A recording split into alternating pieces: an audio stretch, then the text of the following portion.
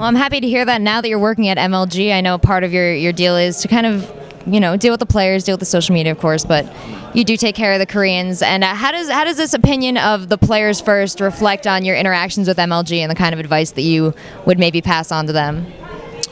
It's been great to see all the players. I mean, I've always had a good rapport with the players, being a journalist before, so I've known a lot of them over the years. I've dealt with them from a non-league standpoint, just in terms of the journalism, and I got to deal with them in a lot of different variety. But I think MLG has allowed me to deal with them more hands-on in terms of what they need to do to move forward as a player, because MLG gives them the opportunity to showcase their skills and win money and get that championship, get that title, and prove they're the best. And I think that's something you can't do as independent journalists or independent outlet. I need the league.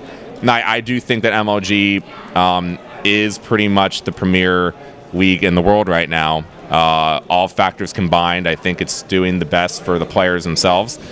And I think it's just it's a good opportunity to talk to them from that perspective and see how they feel about a league and being in it and having to go through a season and playoffs and to deal with that more than just on a personal basis. So I've had a lot of fun. Most of them have been all responsive so far. I mean, listening to them, it's good to hear what they have to say also. I mean, they have complaints. I'm always more in tune with the players. I work for a league now, but I really do believe in the players' rights and the league rights. I think there needs to be collaboration for both.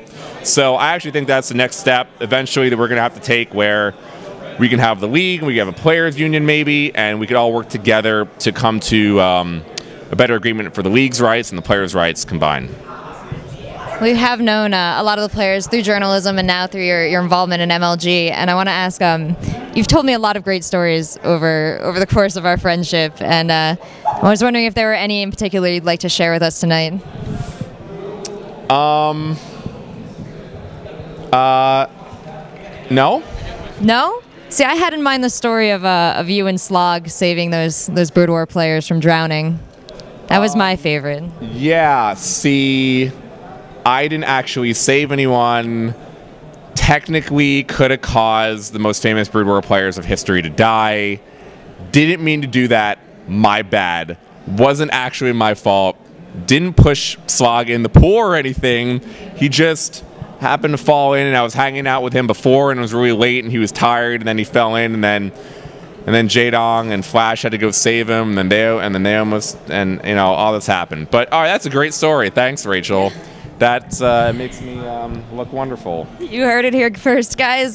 Slasher killing esports before anyone else even thought of it. Slasher, thank you so much for talking to us tonight. All these lovely people want to keep up with what you're doing, want to know about your perspective, because you are an informed man. You've been around for a long time, and you have a lot to share with us. So where can we find you online? Well, I host a show with DJ Wheat and Sir Scoots called Live on 3, and we host it every Wednesday at 7 p.m. Eastern. It is esports, pro gaming without the fluff, and we talk about all the features in competitive gaming every week, all the different leagues, all the different players, all the different aspects that you can think of. And it's about an hour-and-a-half show. We have on guests every week. There's VODs up. So I say check that out. You can have me on Twitter, twitter.com/slasher. I ain't going to promote anymore. I already do that enough every day. I mean, I think you should do that. You need some help.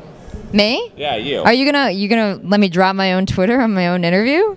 I mean, I guess. I want to help out the lower end of people in the industry. I mean, I feel like it's my obligation to help you as one of the newbies, because I mean, I kind of consider myself as newbie, but like mid-level newbie. You're like totally high-level super scrub.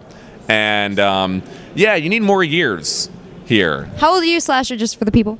25. I look like I'm 30, and I sound like I'm 50, but I'm actually only 25. All right. Well, thanks for sharing those extra 2 years of wisdom and all those extra time you spent in esports, becoming the fine gentleman you are today.